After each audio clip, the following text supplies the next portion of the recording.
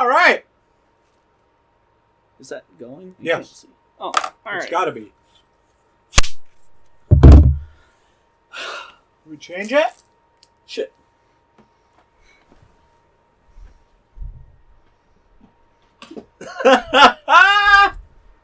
Come on, everybody. Fuck this, I'm not stopping it. No, we are the worst produced show on the Did you at least write the thing? Yes, I did. Alright, cool. Yes, 84. I did that. How's it going, everybody? Welcome to B-Views. Welcome to B-Views. I'm Johnny Juicebox. Special August Spectacular of Indiana Jones? Indy August Jones. Sure. Fuck it. Go with it, like Bill O'Reilly said. We'll do it live. Fuck Bill O'Reilly. I know, he's a piece of shit. Rest in piss. He's not dead. He's not? I don't think so. Siri, is Bill O'Reilly dead? God damn it, we're all... No. Who am I Is thinking he dead? of? You're useless. Who am I thinking of? I have no idea. You know who I'm thinking of? Rush Limbaugh. Oh, yeah. Oh, He's definitely dead. That piece of shit is dead. May he rest in piss. Anyways, we watched Temple of Doom. We watched Indiana Jones and the Temple of Doom. It's the second Indiana Jones movie. It's a prequel, not a sequel. It takes place in 1935. Didn't know that. A lot of people seem to not know that. Didn't know but that. It makes a lot more sense if you does. think of it that way. It does. Because Indiana Jones is way skeevier in this film. He is. Yeah. He's kind of an, like I told you, he's kind of a dick. I mean... He's kind of a dick in this movie. He is. I kind of understand why, though. Like, his main companion, Willie, or his female companion, Willie, in this film... It's fucking annoying. She's annoying, but she's also, like, works for the villain. Was she? Well, not, like, the villain of this film, but the villain at the beginning. Yeah. Lao She, who is also the guy who hired... will always be confused by the interaction at the beginning of this film, where... He's talking about the diamond? Okay, so, like, Indiana Jones has made an agreement to find the remains of Nurhaci, the first emperor of the Manchu dynasty. And that agreement is that he will find that and give it to Lao She for that diamond. Lao She doesn't want to give him that diamond, but he agreed to it anyway. Mm-hmm. Does that make any sense? No. It could make sense if we saw the initial agreement that was made. I guess I can like come up with a story in my head of how this happened, which is like, oh, he only wants that diamond, and it's like, all right, I'll give you this diamond, but like, not really gonna give you this diamond. Mm-hmm. Yeah. Lao She also seems pretty questionable in this film. Oh yeah. Like, I think he's some kind of crime lord. Mm-hmm. You're talking about the Japanese guy in the beginning of the movie. He's Chinese. Oh, Chinese. Sorry. His name is Lao She, which is like, I mean, I think it's a Chinese name. Is it? I don't know. I don't know if that. There might be two Chinese family names. I might be confused. I was wrong, so I don't know. At least I assume he's Chinese. Okay. Because, like, they're in Shanghai. They're in China. Oh, yeah, that's right. Yeah, you're right. And his name is Lao She, which sounds more Chinese than Japanese. It does, yes. Anyway. Right. Anyways, yeah, we watched Temple of Doom. This movie starts with... we're on the plot? Alright, let's go. Oh, wait, what are we doing? Let's go to the plot. Oh. Mike, what did you think? I'm going to talk about it after the plot. That's what we talk about after the plot, John. Come on, don't forget our lineup here. God damn it. There are no Nazis in this movie. No, there were not. I think that's a detractor from the film. This movie really isn't anybody that you hate. I mean, there is a there is a evil sect of like anti-Shiva worshippers who, or a sect of Kali worshippers who are all doing human sacrifices and brainwashing people. I get so. That. I mean, I guess they're evil, but they're also like a weird racist stereotype. Yes, they are. Yeah, that's why I don't want to listen to that.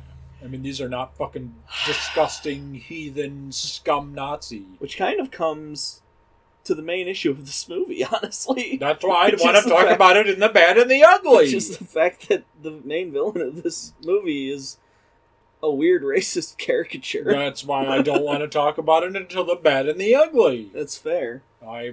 So, Indiana Jones is in China.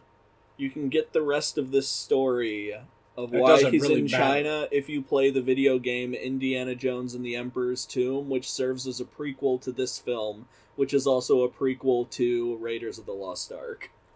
That's the one on the 5? Oh, no. Indiana Jones and the Emperor's Tomb came out on PS2. Oh, okay. And, like, before The Great Circle,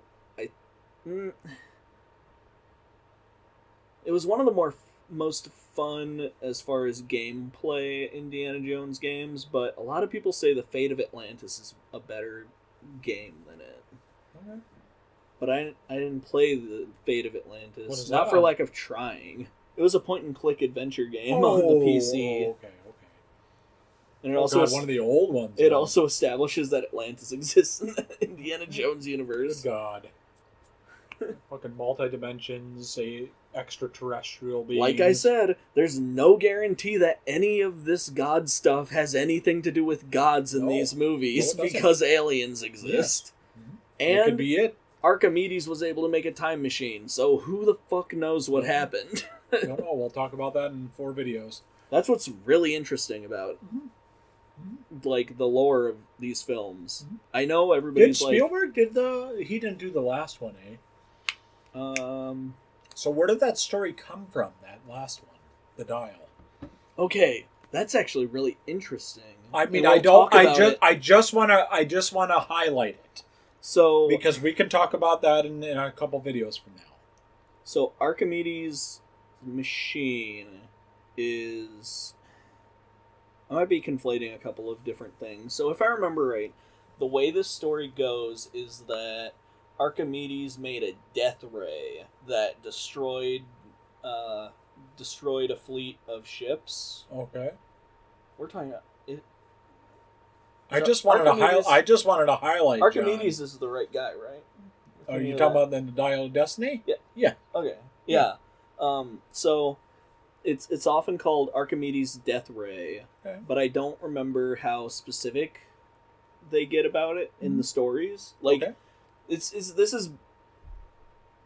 is kind of sort of based on actual like historical documents.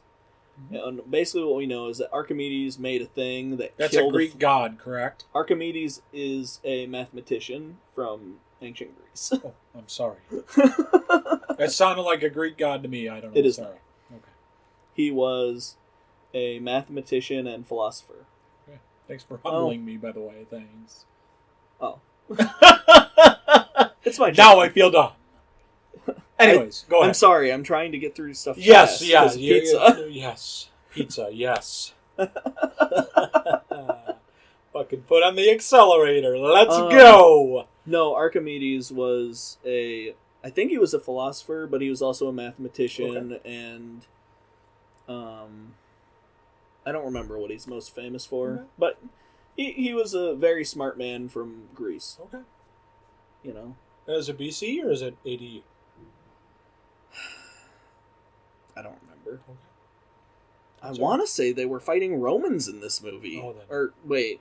We're not even talking about that movie. No, we are not. I just wanted to ask. All I asked was who wrote that film. That's all I asked. Oh, I don't remember who wrote the film. Because the only reason it was directed by Cal something. It was some guy I've never heard of. Okay. I was just wondering if that story was written by Steven. Oh, I thought you were asking about... No. Because it's actually based on a real... I would imagine it was. I would imagine it was. We'll talk about some real historical stuff from Greece. Greece. I would imagine. I mean, because it's so old, you never know like how much of it is just story or document or exaggeration. Right. Because like maybe Archimedes did something cool with the cannons and like or the weaponry that they had there and was able to fight off by like fight off the fleet by doing some really cool like math stuff that allowed everybody to hit the ships really easily from a far distance. We don't have any idea. Right. But it's colloquially it's called Archimedes' death ray. Okay. The only reason I say that is because it always seems like something with Steven Spielberg is always going to lead to aliens. Well, because a lot of the time, the story kind of gets attributed to the idea that he might have used mirrors to reflect the sun and set the ships on fire. Okay, good. Yeah, that sure. And they tested this on MythBusters too. Okay. Well, we're not going to touch about that. And if I remember right, on MythBusters, they were able to set a couple of ships on fire, but, like, it took them, like, a long time. I would imagine it isn't going to be right away. And I don't even remember if they were actually able to set them on fire. I think they were just able to make them really hot. I can't remember what happened on that episode.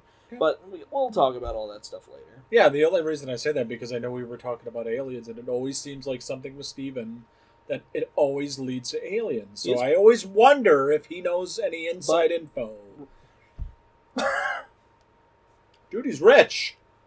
That's all I'm saying. You got fucking money, dude. You can figure it out. Steven Spielberg filmed the moon landings. It's all there. That's Stanley Kubrick. No, man, that's a fake conspiracy bullshit. It was actually Steven Spielberg. Fuck right off. Okay. Steven was, not even fucking pumping out sperm at that time, was he? I don't even think he was that old, was he? I have no idea how old Steven Spielberg is. Siri, how old is Steven Spielberg? 79. Thank you, bye. Anyway. Moon landing was 69? Was it? Pretty sure. Well, then I guess he was pumping out sperm by that point. No, but none of that shit is fake. The moon landing, we landed on the moon. Oh, yeah. Wherever that started, fuck right off. God, there's so many stupid conspiracy theories that muddies the water, that just kills them. Stuff like that. Anyway. Yeah, we're not here to talk about that. No. I just simply asked about that fucking movie. You just asked about Archimedes. I did. I thought it was a Greek god. I'm sorry. Anyways, Temple of Doom. So we have Indy in Shanghai. Yep. So it goes all awry, which it usually does. You can find out more about it from the video game. Sure. Yes. We're not here to talk about that. Emperor's Tomb. We're not here to talk about that. Which ends with them reminding Indy that they have to go and find Nurhachi. Yeah. Like, it's like all about this. Cool. It's all this Chinese adventure, and then it leads. It's literally just like, oh yeah, and we have to go and find that thing, and then this picks up with the thing that they found. Cool. So awesome. It's very cool. Awesome. Perfect. I would recommend playing the game. Mm-hmm. It's got some hard bits, but it's got a pretty cool story. Right. Cool. Yeah, so then we see Mr. Indy on a plane. Mm-hmm. It's awesome because this is my favorite scene, I think, in this whole movie is this part where nobody's flying the plane. Nope. It's the part where they have this huge chase and Indy is like in the door of the plane. I also love the delivery of the guy where where he goes like all right, I've secured you 3 seats, but it will be inconvenient as you will be flying on a cargo full of live poultry. Yeah. Yeah. And he's just like, great, awesome. And like he's there and Lao She pulls up in the plane And I think it's the first time he calls him Lao She through the whole thing. Like his whole name. Yeah. Or it says like, well, see you later, Lao She, or something like that. And he closes the door and it's literally just like Lao She air freight. Yeah. Love it. Stupid shit like that makes it fun. And I was like, oh man, that's just perfect. Yeah. And then, so obviously, Lao She's people work for Lao She, and they obviously bungee jump, or what do they call that? Parachute? Parachuting, there you go, sorry. Yeah, they take all the parachutes off the plane and jump out, dump the fuel. Yep. Then we got Small Round. This is the first experience we get with Indiana Jones flying a plane. Yep. Not good. This is the first of 2 famous plane lines from Indiana Jones. Yep. Which is, this one is do you know how to fly a plane? And he goes, no. Do you? Mm-hmm. Which establishes a timeline. Yeah. Yep. We know that Indiana Jones doesn't know anything about flying a plane in this movie. Mm-hmm. 2 years later, he is asked the same question, and he says, fly yes, land no. Right. And I assume that's because of this. Yeah, sure. Right. And then so they jump out of the plane with a raft, mm-hmm. and they end up in India. In one of the dumbest scenes in... Alright, this has 2 scenes that I think are fucking stupid. Okay, so are we talking about the good now, or are we done with the plot? This isn't either or, because I it's not gonna ruin it for you. It's just like a little thing that bugs me. Okay. And I think they tested both of these on some Mythbusters episode, where I think they did a whole episode of Indiana Jones stuff. Okay. But the first one that I think is dumb is he jumps out of that they jump out of that window and they fall through all the like awnings. Oh yeah. And they fall through every single one. Mm-hmm. And honestly, I don't think any of those awnings would have broken like that. No. Like, they looked way too thick. Yeah. So I think what would have happened is he would have jumped off. Bounced. Maybe? If that. He might have bounced, but honestly, I think what would have happened is he might have just landed on them and nothing happened. Could be. Yeah. But obviously, they're not going to have that for theatrical effect. Right. So instead he falls through, I think, 3 of them, and then lands on a 4th one and rolls off into the car. Mm-hmm. Right? Yeah. And then that one, it's dumb, but it's whatever. Then we get this scene.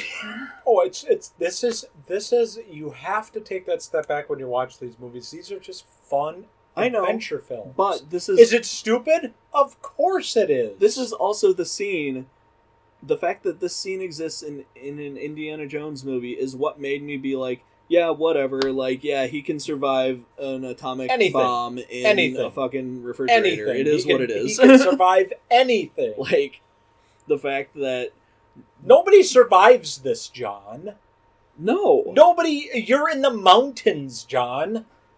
The fact that they survive falling from the plane on the thing, land, go skidding down the mountain, and then go off a cliff. You're not... No. That's... No. Looks just as far, if not a farther drop than the plane. Oh, you're talking about when they fall off the cliff? Yeah. With the, they make that cliff look even higher than the plane drop. It could be. Because, like, the initial drop from the plane, I looked at it and I was like... Dude, you're not going to survive that, I was like, John. That looks like they were pretty close to the ground when that happened. I mean, as far as plane... As far as being in a plane goes. Mm-hmm. But that increases gravity and that increases weight. What does? When you fall from a lower stance, correct? I don't know if it would be exactly like that. I don't know if that would be technically correct, but it would give you less time to create drag to slow yourself. Right. So you would hit the ground at a higher velocity. Theoretically. Yeah, because that's what I'm thinking, is that you're not going to break. The main issue I would think is that you would probably still be having some forward momentum from the plane. Yes.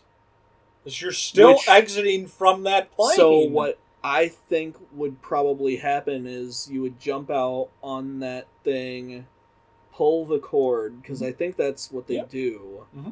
So you jump out, pull the cord, it starts to inflate, and then after that is when it becomes a problem, because it's going to start going like that on the wind current, because I'm not going to be able to explain it, because I don't have the understanding of physics to explain it properly. But what I do know is that when you are on top of a thing like that, it moves like this. Yeah, it's like a boat. And it continues to do that. And it's not going to stop. And it would eventually dump you. And we see that happening with the dummies. And well, sure. I mean, especially on the second drop. Sure. Like, first off, they use like a lot of great dummies in this movie. They do. Like, it's some of my favorite dummy work in a movie, especially the Mola Ram. Is that his name? Mm-hmm. The Mola Ram dummy at the end, the one that like kicks his feet when he falls. Yeah. That there's a whole thing in a documentary I saw where they talk about like building the mechanics for that dummy to make it kick as it falls, because apparently they dropped one and they were like, it looks too dead weight, like he's gotta move. Those fucking guys are such perfectionists. Who cares? I did like the helicopter shots in this movie. Yeah, they had a lot of you can tell they probably had a bigger budget on this one. Oh yeah. And one of the things, like, I didn't notice it when it was when watching the movie. Are we done with the plot, by the way? Sure. One of the things I didn't notice. I mean, we really didn't even touch upon why. Oh yeah, they it turns out they're in India. Yeah. Which I think would be India at this point, like an independent India at this point. Have to be. Because this would be maybe this is British India still. Is it? I'm not asking you. Yeah, I think it would be. British India? This is before... before Gandhi? Well, yeah, definitely before Gandhi, because that was the 60s, right? Yeah, it could have been. 50s or 60s. Yeah. But also, this is before World War II, and India didn't gain independence until the post-World War II era. Because that was one of the big things that came out of World War II was the mass decolonization. Yeah. Mm-hmm. Big time. Yeah. Yeah. Mm-hmm. Splitting a country in two. That's smart, hey? But I also don't think India gained independence until the 50s or 60s with the other mass... because that's kind of when the mass decolonization or mass independence movement happened, where like you see the late 50s to mid 60s, and or I guess it would also go into the late 60s and early 70s. But that's when you kind of see this mass push for independence from, like, especially a lot of these like African countries, like you see like the Ghana independence and Kenyan independence, South Africa independence, the fall of Rhodesia.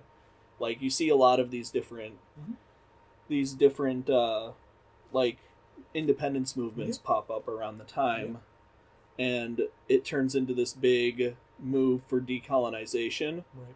So like a lot of these countries are looking to establish a pre-colonial or use a pre-colonial identity to establish a post-colonial state. And it doesn't go very well for a lot of them, mostly because of the effects of colonization. But anyway, that has nothing to do with this. Well, we were talking about India. It has nothing to do with this. But anyway, I think this is technically British India. Yeah. Oh yeah, because the British army shows up at the end to save everybody. Yeah, you're right. Oh good, we have a movie that takes place in India where the British army are the good guys. Yeah, sure. More awesomeness from this film. Yeah. Yeah, I think this is actually one of my least favorite Indiana Jones movies. I was going to say this to you in Messenger. As I was watching Raiders, I was like, You know, this next one, The Temple of Doom, this is a much lighter movie. Raiders is? No. Temple of Doom, I'm like, ooh, this is going to be a... Because I thought Temple of Doom, before I finished Raiders, I was like, ooh, the next one, that's a more lighthearted film. And then I watched it, I'm like, this is not a lighthearted film in the least. No, this was considered like the black sheep Yeah, of the Indiana you Jones can tell. movies. You can tell. And it's, to this day, like, George Lucas, like, I remember seeing in a documentary there was, like, a clip where George Lucas is like, yeah, when I was working on Temple of Doom, I was going through my divorce, and, like... Or maybe it was Steven Spielberg who said it. One of the two was like, yeah, I was going through my divorce, and I was in like a really dark place while working on it. Yeah. And I feel like a lot of that came through into the movie, and I'm not really a big fan of that. And you can see. And that's probably... Yeah. It was Steven Spielberg because Steven Spielberg... He got divorced? I didn't know he got divorced. Oh. Because he got... Oh. Maybe...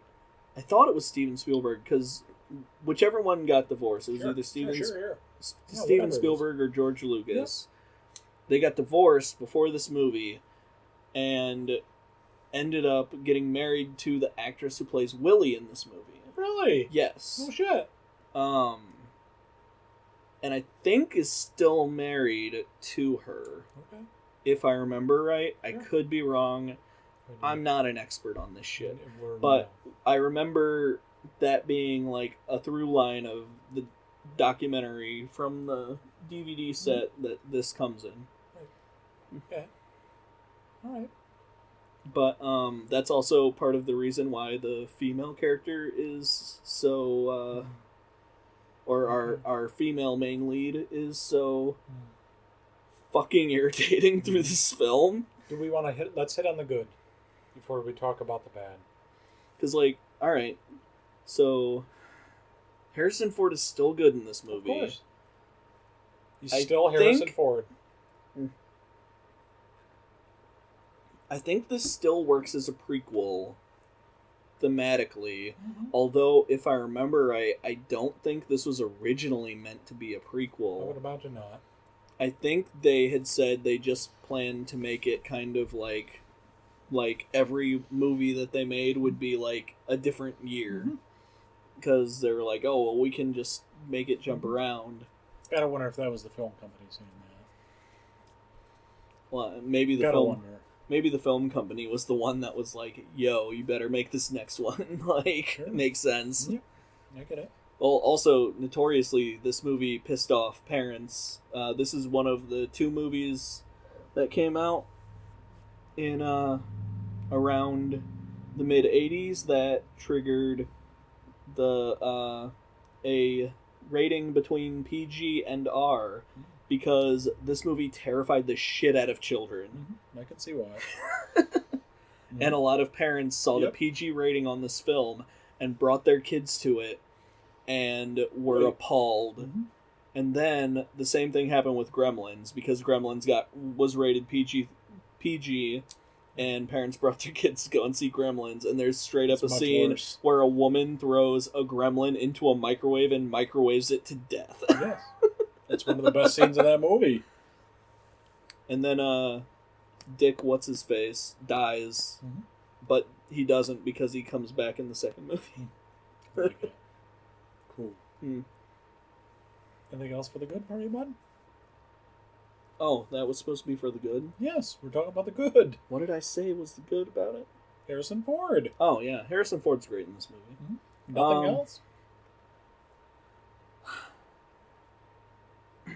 I like a lot of the performances in this movie. I even like What's-Her-Face, who plays Willie in it. She's good.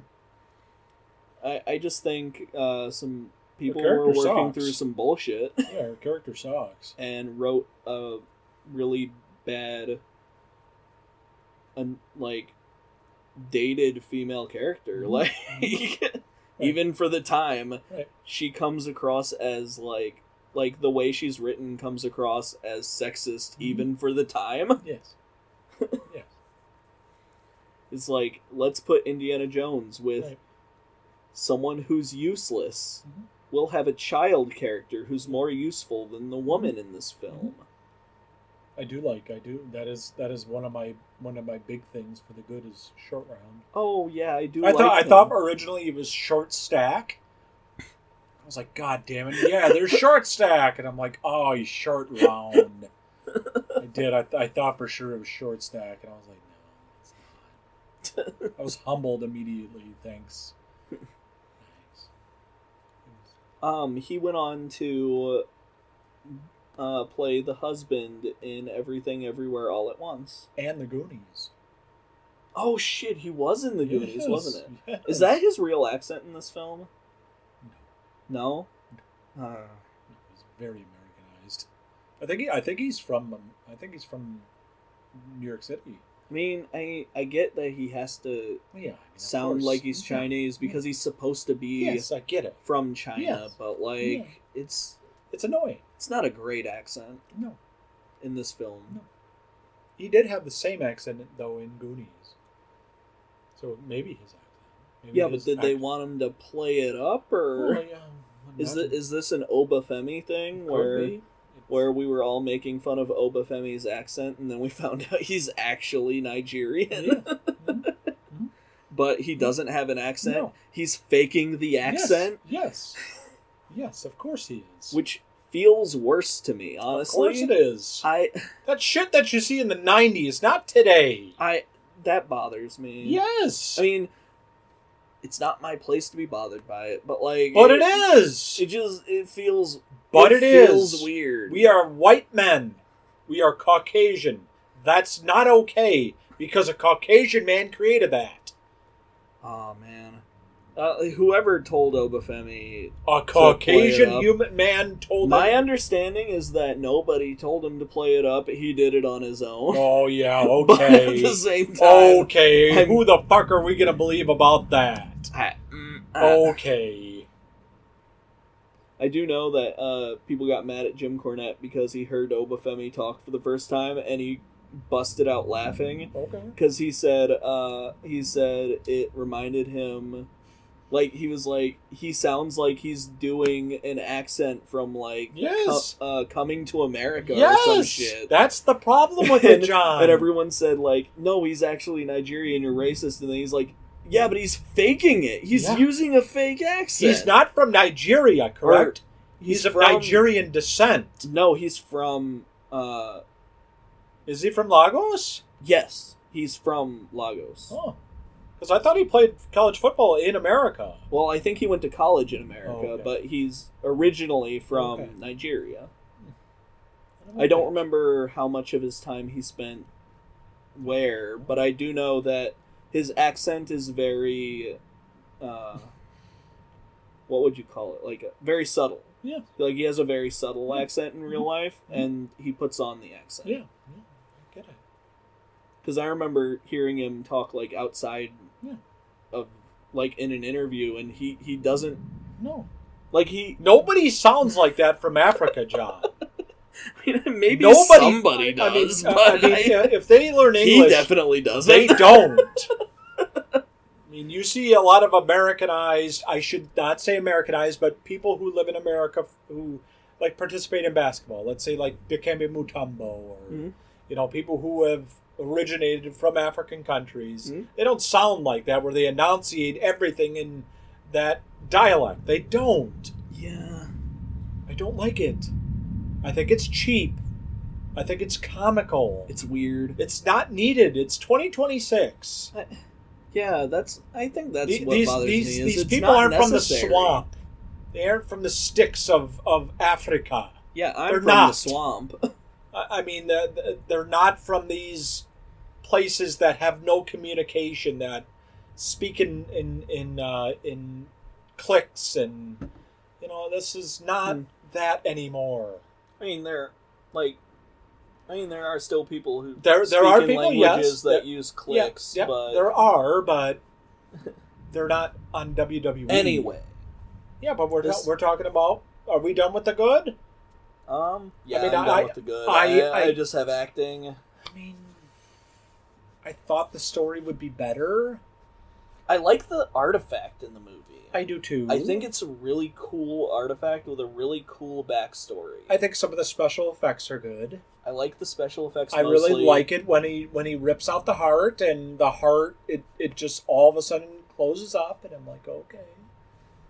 Like, that's a classic That's scene. a good scene. That's a very good scene. One of the things I really like is there's a room full of bugs in this film. There are. That's and disgusting. It's one of the things I remember the most from my childhood is watching this movie, and that being one of the scenes that just fucking terrorized me as a child. You didn't like bugs? I grew up in Louisiana. Yeah, no, you did. Like, I've seen katydids that are big enough to eat fucking birds. Mm-hmm. Like, I hate... Like, I've seen bugs like the bugs in that movie in person. Ugh. I don't like bugs because of it. I don't blame you. And also, a lot of the bugs that are down there will either bite or poison you. So, so yeah. Bonus points for staying away from them. Mm-hmm. You know, like you're like a fear of bugs is prudent and normal down there. I think it's normal anywhere.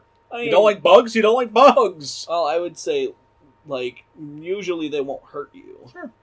But down there they will. Right. It's a different part of the world. Yeah.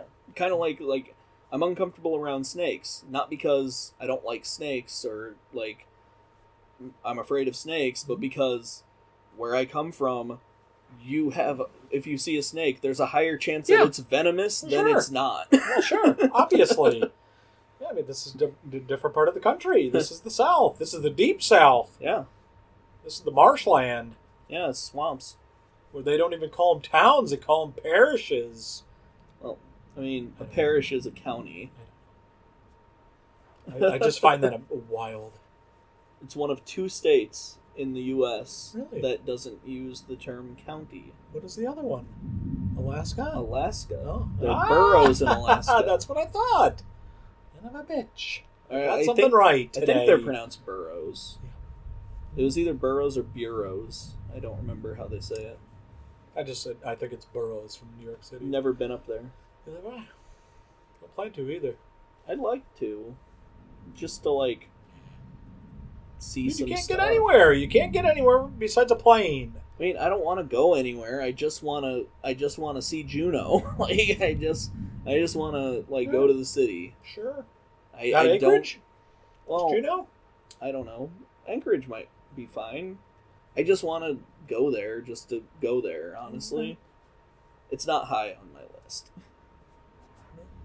But it'd be cool to see Alaska, just because of, like, I would like to see, like, the long days and stuff like that, but I feel like I could also do that in Iceland. Yeah, I'd much rather go to Iceland than that.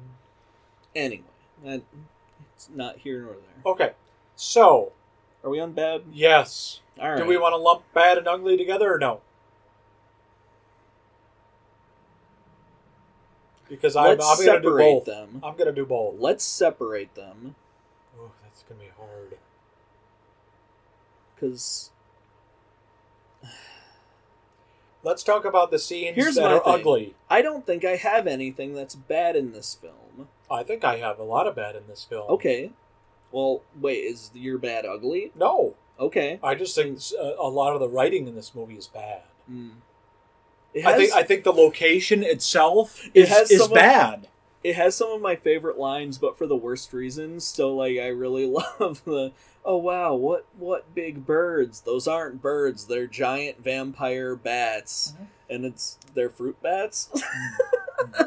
Yeah. Like, clearly is fruit bats. Right. Called giant vampire bats and birds. Sure. But yeah, for the bad, I just think a lot of the writing is cheap. Mm. I think either George Lucas or Steven Spielberg, who wrote most of this movie, which both are credited, mm-hmm. a lot of the scenes are very, very cheap. You can kind of Jesus Christ. Man, that's shaking the lights. Yeah, please that was very don't low. Fall on the camera.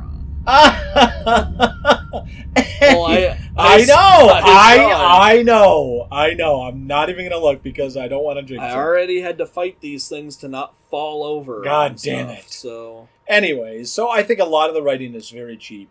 Sure, I can see that. A lot of the scenes, like in the jungle, like with the fucking stupid elephant, I fucking hate that stuff. To me, it reminds me of childhood, just cheapness. That's a comedy of the children.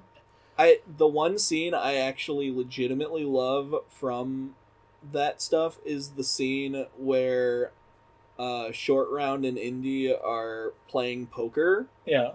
I legitimately love that scene and the entire back and forth because with her running around in the background. Yes, yeah, but that's like something from fucking Looney Tunes. Not that part though. I just love the scene of just them playing poker, where like the conversation they're having because he's like, "No, you took 4 cards. Yeah. You took 4 cards. You're cheating. Yeah. I don't want to play with you because you're cheating." And as he's pointing, and he just like looks into his sleeve and pulls the ace out of his sleeve, and he's like, "I'm cheating." And they just have this whole argument, and everything about the argument feels so like natural. So this is a part of the good. Yeah, sure. Okay. I'll put that particular bit of conversation. That's fine. Because just that little bit that they were doing felt so natural. It did. It made me like believe like, oh yeah, these two have been around each other for a while. And sorry about the Jets, everybody. It's all right. We can't control that. we just have to go with that. Yeah, but it like but a lot of that stuff is just cheeky crap. It's junk. Like the stuff with all of them running around. The one thing I liked about the elephant part, which was annoying for the most part, was the part where the snake came down and she just... And Indy, like, freaked out when he saw the snake and she just grabs it and throws it because she thinks it's the elephant. Yeah, she thinks it's a trunk. Yeah. I just think it's cheap. It's just, get the fuck out of here. And then they do it again at the end. They do it again. Yeah. Nobody that's typically for a kid. I get it. It's PG. You have to introduce that stuff. I feel like But when you're an adult watching this, I feel like they were... It dumps it down. I feel like what they were doing was they were like, everything that we're about to show everyone is so dark that we need to kind of like throw some lighter stuff at them. I get it. I totally get that. But I don't want to watch that watching a movie. It feels just cheap. It throws the whole thing off. It does. A little bit. It's like, here's the satirical comedy. Yay. Yeah. She's getting splashed with water from an elephant. Hilarious. And this whole thing went on for too long. It went on for far too long. They should have cut it when they had the vampire bats. They should have had her screaming and then cut. Yep. But no, they have another scene with it afterwards, which includes that poker scene. Where it's okay, got it. They could have had that scene and then immediately just cut to the poker stuff. Yes. But they included that. It's like filler time. Maybe if... Yeah. Anyway, that whole scene... Well, that's what I have for the bad. I mean, the part of those scenes like that... That is bad. I'll give you that one. It's just cheap. Yeah, it's cheap writing there. So, should we go to the ugly? Are you done with the bad? Honestly, you have nothing for the bad. Nothing. You don't have anything bad writing. That's bad character development. Annoying character development. I just said I will give you that and double on that one. Okay, ditto. While that was happening, I was like, this is annoying, and I was like, I have to fucking set up for filming. I'm gonna go and do other things while this is playing. It's a terrible. While this is happening, terrible scenes. Those are terrible scenes. Yeah. You put that in any movie. Those are bad scenes. All right, yeah. Ugly. There is a lot of this for me. Yes, that's why I wanted to get to the ugly. Yes. This movie's fucking racist. Very. And like... And that honestly, when I watched that last night... of hiding it, too. I was very, very reluctant to even finish the film. I actually have a whole story about how racist this movie is. It's not like a long story, but it's a behind-the-scenes thing about how racist this movie is. Let's go.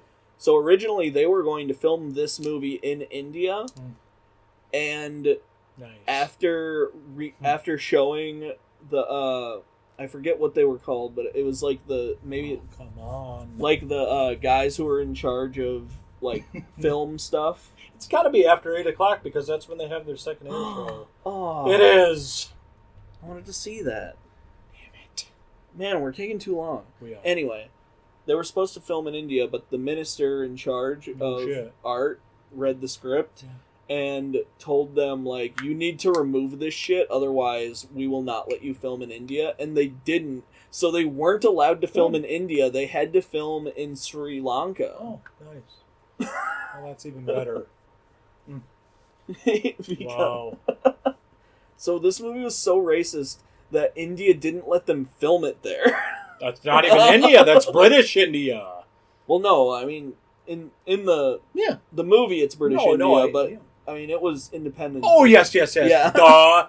God, Michael. Yes. By 1984. Yeah. Yes. Jesus Christ. Anyways, but yeah. What the fuck, dude? Honestly, Johnny, I get it. This is the height of Reaganomics. It'd be one thing if they had the food dinner scene. I don't even want. I want to touch upon that, but I don't in the same way because I can feel my heart rate get. It'd be one thing if they had just that scene. It'd be one thing if they only had the human sacrifice cult. It'd be one thing if the British Army ends up being the ones to save the day. Having all of those be a thing at the same time in this film is a fucking choice. But why, though? Honestly? That always goes back to me. Why are you racist? What is making you become that way against other people? Do we think George Lucas and... Is George Lucas and Steven Spielberg just like... Are they just racist people? Are they racist to a particular set of people, such as India, people from India? They just like not paying fucking attention. We're just like, I mean, yeah, we've seen this in Johnny Quest and stuff. I don't give a fuck. This is 1984, John. Like, are their brains just rotted from? I don't know. From just watching stuff from the 30s all the time. I don't know. And I don't want to call Steven Spielberg racist or George Lucas racist, but there's a problem here.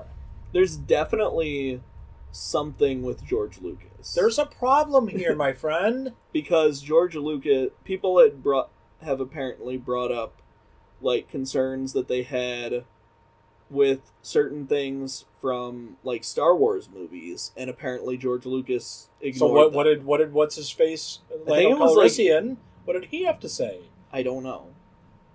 Because I don't know the specifics of those stories. Because we've already agreed that we're never talking about Star Wars on this show. No, we are not. No. Until the idiot fucking Manosphere people calm the fuck down. We're not talking about Star Wars. They won't. That's the problem. They won't. Or the comic book people, or whatever. I don't care whoever the fuck they are. They're racist pigs. Yeah, let's call it how it is. Anyway. Unlike some Democrats who are APAC, let's tell it how it is. Sometimes these people are racist, and we cannot let that go. No. This is not okay. No, this movie... Do you realize that some of these people would say AIDS was blamed on some of the monkey brains? Remember that? Remember that was in the 90s? I don't remember anything about monkey brains. Yeah. I remember people saying that people had sex with monkeys. Yeah, monkey. They ate monkey brains was one of the contributing factors to HIV. Well, they said that same thing about COVID. Yeah, except with bats, which isn't. That's not how coronaviruses work. Coronaviruses jump to human Coronaviruses originate in bats, but they jump to humans through a secondary host,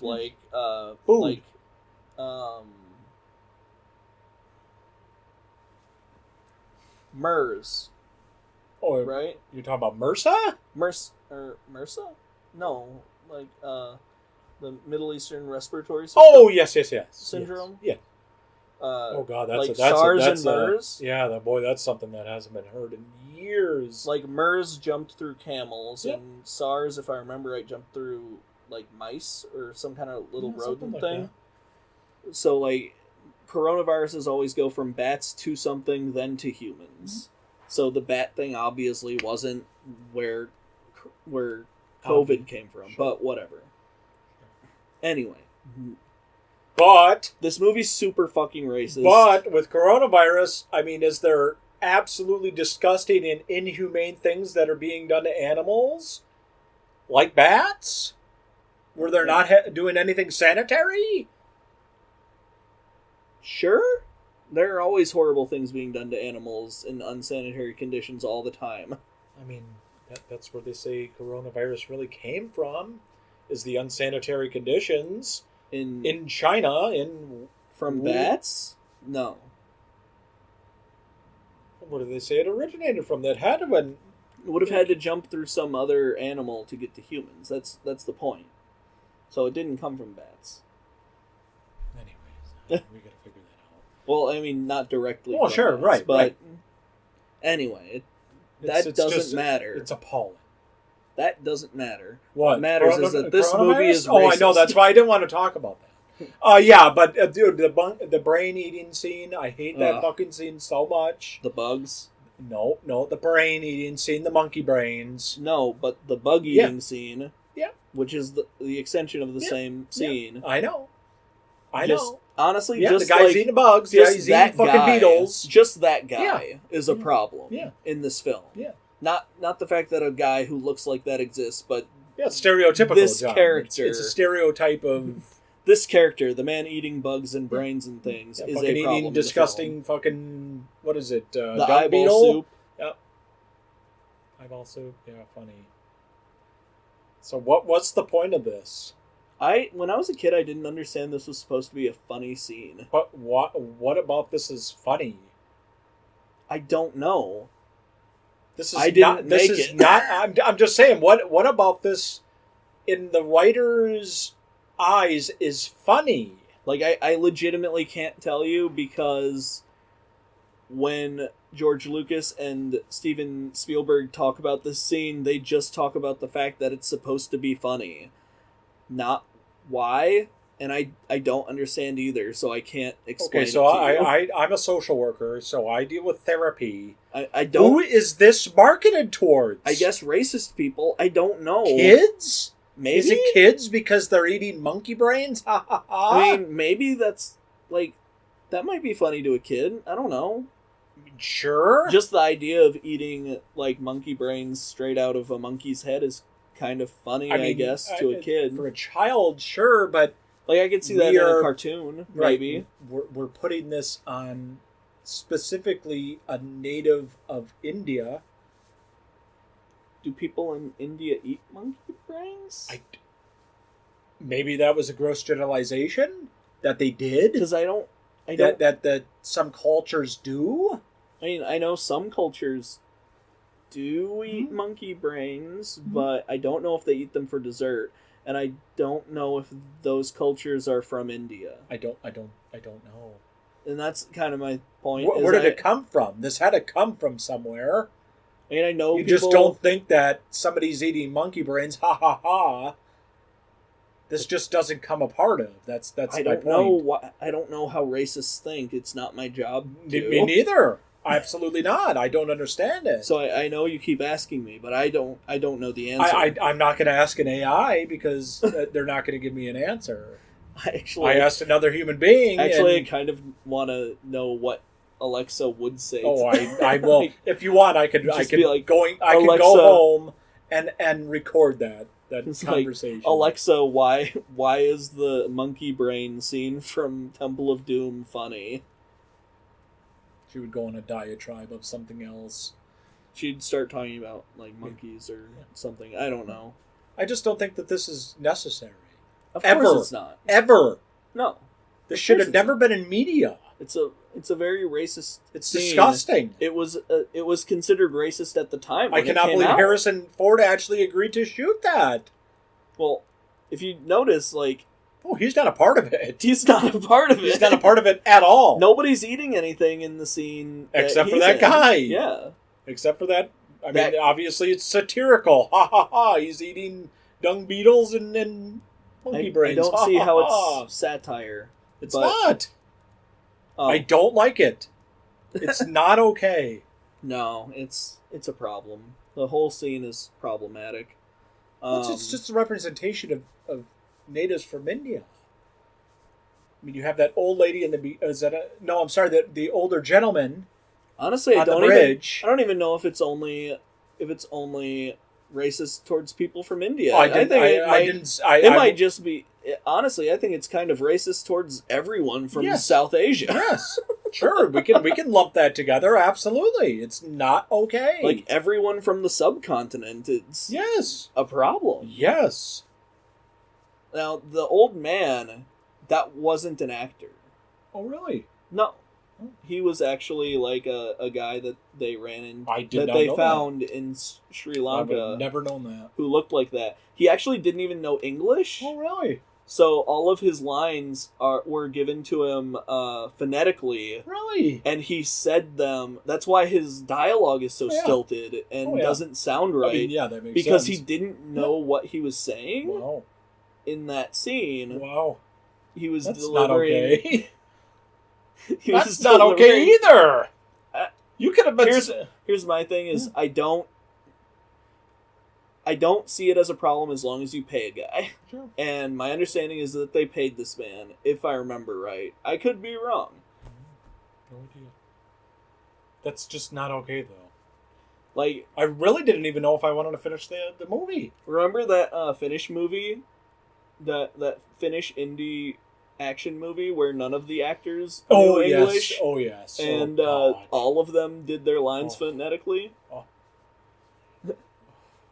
So I don't necessarily see a problem with it. Well, as long as he was paid, I mean, sure. Like as long as he was paid, sure. It is what it is. Yeah, I wasn't of the known. He's a great looking like character. He is. He's perfect for the role that like they had him in. Sure. And I thought that was an actor. Honestly, some of the lines he delivers like really well. Yeah. Like, but I remember them saying that because he makes all these hand motions during that scene. Mm-hmm. The reason he does those hand motions is because they were delivering the lines phonetically to him. Like they were saying the lines to him, and in an attempt to get him to understand the lines, they were doing hand motions like that. And he was just copying the hand motions that they were doing towards him. Oh, okay. Which I think is interesting, at least. Yeah. I don't know. You know, it could be ASL, sign language. It wasn't. Yeah, it wasn't. It was I don't think this part of media is necessary. Yeah, this movie has a lot of problems. I don't like it. I don't like that at all. There's no reason ever to be in any media. I also felt like the train car scene went a little too long. Oh, yeah. Just a little. Yeah. That's part of your ugly? No, but it just occurred to me. Yeah, sure. I just don't think that this stuff is maybe necessary. A lot of the scenes ran a little long in this movie. Mm-hmm. Yeah, it shouldn't have been 2 hours, I can tell you that. I don't know. I just think that muddied the water so badly. The entire Kali cult is a problem. I don't think it's okay. That's all I've got to say on this. Yeah. There's no point in continually reiterating I'm done talking this. about it. I didn't even really want to watch the rest of it, to be honest with you. I didn't. I don't think that anybody should have approved that, but is there anybody approving anything anymore? No. I mean, this movie came out 40 years ago. Yes, I know that. But there was backlash about this back then. I read it when you were on the phone. Yep. I was reading about that, how much of India despised this film. Oh yeah. Do you blame them? Again, absolutely they refused to let them film there. Good. They were supposed to film there, and they didn't because of these scenes. But these aspects of the film. You keep it in there. Okay. All right. It was more. That's okay. This stuff was more important than filming it in India. Okay. For what? For who? Honestly, it's kind of confusing why they continued to keep it going in India instead of placing the movie in Sri Lanka. I don't know. I have nothing else to say about that. It's disgusting. It's appalling on so many levels. Themes and symbolism. Racism. Symbolism, obviously, I think it's a part of the journey. Honestly, but we really don't have a lot of the journey in this film. Honestly, what I think the theme of this movie is that I think this movie is about how fortune and glory is not necessarily what you should be chasing after. Because that's the thing they keep saying, oh, what are the Shankara stones? Fortune and glory, fortune and glory. Right. Greed. And that's kind of like this whole movie is kind of like Indiana Jones is doing these kind of shady, greedy deals. He's stealing the tomb robbing the remains of ancient emperors of China for a diamond. He's going to these village people ask him to bring their magic rocks back to them and children. And their children. And their children also were abducted. Oh yeah, I forgot about the fact that the children were taken. That was one of the main things, is bring our children back. Is bring the children back, and his whole plan is, I'm going to steal the magic rocks. Yes, that he did not care about the children. You will not see me again, is what he said. Yeah. Yeah. And he even initially, he tries to be like, no, I'm not doing that. Yes, that's what he said. I'm leaving. Yes. Which, I mean, fair. He's plane wrecked in a place he doesn't necessarily know where he is. Don't blame him. But at the end, he gives them, he could steal the stone. He could. Fortune and glory, and instead he decides to help people. Yeah. So ultimately, I think that's what the movie's about. And there you go. Even though this movie's super racist, I think it does give a good message. It does. It just also reinforces a lot of fucked up racist stereotypes. That's not okay. Final thoughts? Would you give it would you tell people to watch it? Yes. Yeah, I would. But I would also say, big caveat, this movie's super racist. It is. And I didn't expect it. When's the last time I watched this? Oh my god, it's probably been 20 years. No, it wasn't. It just, you don't have a full open mind then. And when you do, it's like, oh, this is ugly. Yeah. Ugly, ugly, ugly. But I would give it a watch. I mean, it is a good movie. I'm not going to say that it's not, but it's not okay that they put that in there. Yeah. Could it be a learning lesson to everybody? Sure. Honestly, I would recommend the other Indiana Jones movies, because this one's a prequel, and I would recommend all the other Indiana Jones movies before I recommended this one, and I would be like, if you really like all those other ones, watch this one. I would never recommend watching this movie on its own, though. No. Maybe if you're like, oh, I want to watch the original trilogy, I'd be like, alright, cool. Yeah, you can throw this in the background. This is theoretically, if you want to watch in chronological order, this is the first movie. Oh god, I've been watching this the first time before Raiders. I've done it before. It's an interesting way to watch the movies. And in the second,